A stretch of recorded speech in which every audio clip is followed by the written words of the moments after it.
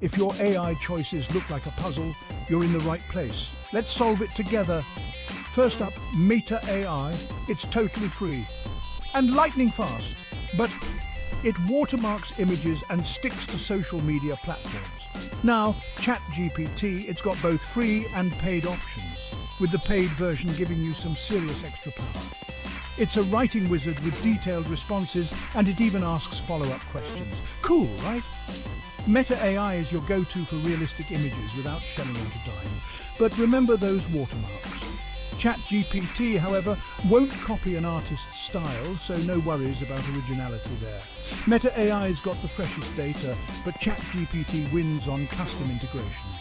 And when it comes to organizational tools, Meta AI takes the crown. So which one wins? Depends on what you need. If speed and free images are your thing, Meta AI's your buddy. For powerful writing and custom features, ChatGPT's your champ. Decisions. Why not give both a shot and see which one clicks for you? Happy AI hunting.